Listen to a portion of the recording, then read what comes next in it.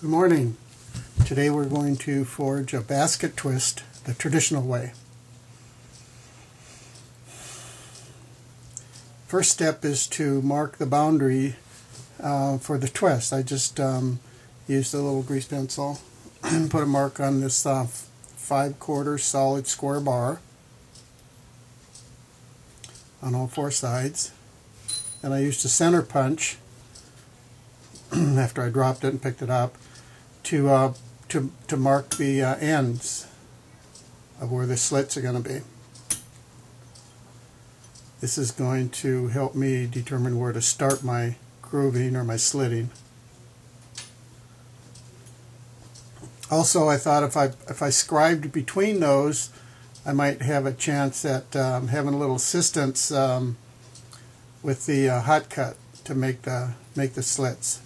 I don't know that it actually helped me because I didn't scribe very deep, but if you could scribe deep or deeper, there's not a doubt in my mind it would help stay centered with the hot cut.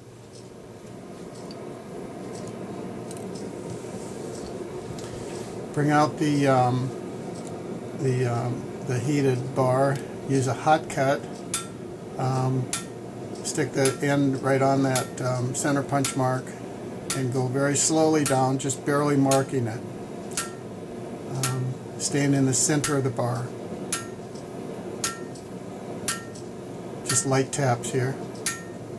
I do this on all four sides before I proceed to making the slits any deeper. I do not go deep on any one side or deeper on any one side more than, I probably don't vary more than a 64th of an inch as I'm going down through, or 32nd. Each pass is probably not more than another 16th of an inch deeper. Takes a lot of heat to do this because I want to progress toward the center of that bar evenly from each side.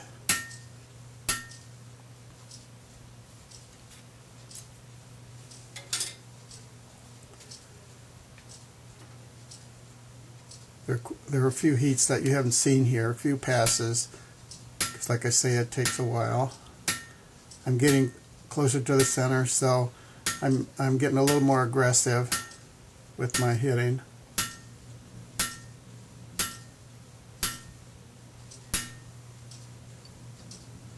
Just be patient and keep it on course.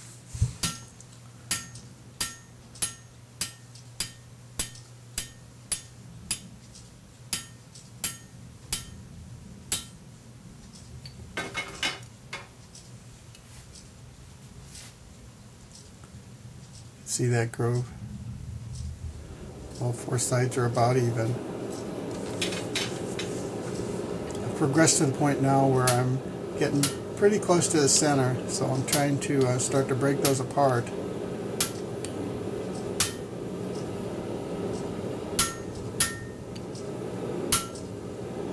They don't want to break evenly. It's almost as if I'm pushing that center back and forth. And I actually think that was happening. They were starting to slide a little bit.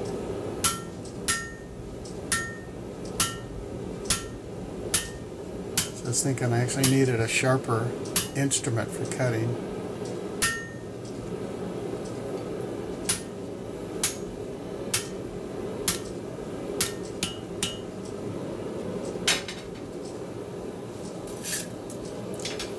So actually what I do next is I go find a thinner chisel to make the final cuts through there.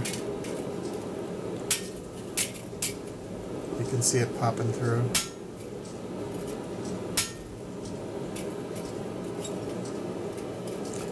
Now you can see separating. Take this chisel on all four sides, all the way through.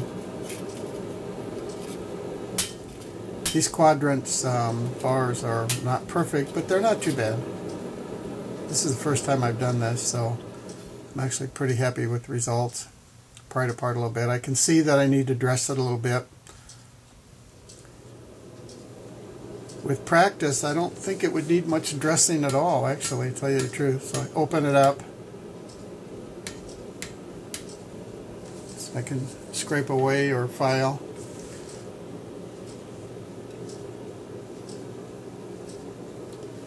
There's a few little stragglers on there I can actually pick off with the chisel. Here we go. My greatest strength as a blacksmith is my filing skills. Not. Actually, I've done almost no filing, which is very obvious here. My dexterity is not very good here, at least from a blacksmith point of view. I look like a 6th grader trying to learn shop here, freshman in high school or something. But anyway, I actually didn't have to do a whole lot. I probably worked on this for about 7 or 8 minutes at the most with files, just to get off long burrs. Wasn't bad. The quadrants, like I said before, are not perfect, but they're within reasonable range, especially for a first attempt. I need to practice this more to get build my skill.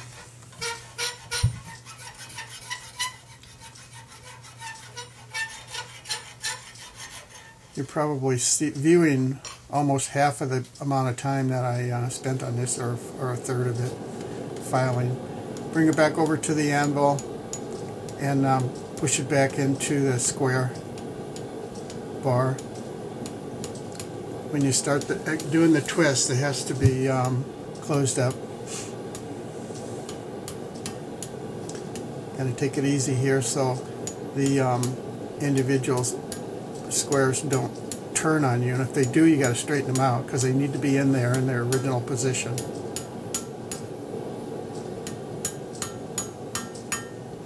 Just nice easy tapping to get it pretty close.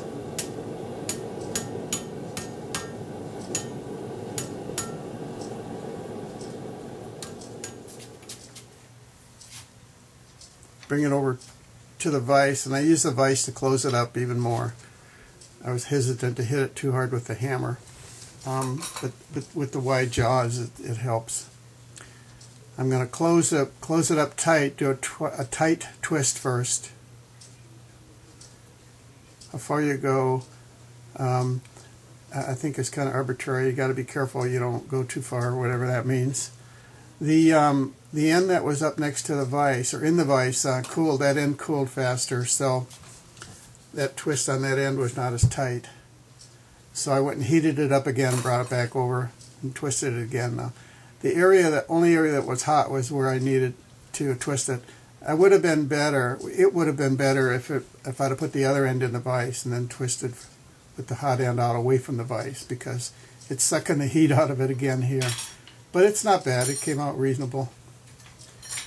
If the twist is not comes up a little squirrely, just use a wooden mallet on a piece of wood, a stump or something, to straighten it out. You don't want to hit that with steel. You can see that twist actually did end up fairly even. Next, heat it up again, very even. Bring it up again. Bring it back over to the vise and open it up. Now this is not going to open up perfect because my quadrants are not perfect. The ones that are thicker are going to open up slower or less, and you need to adjust it a little bit. I adjusted a little bit with first straightening it out with the tongs, and then I used the chisel to tweak individual tines in there. I didn't do much. I could have done more to get it more perfect.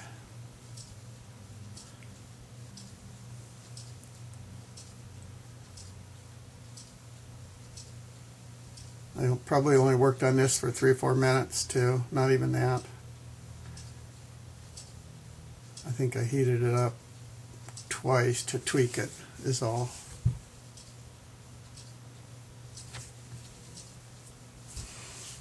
Maybe once, I don't really remember. There we go. It's reasonable. Like I say, it could be better. But as a basket twist, I'm pretty happy with it. Good project. Thanks for watching.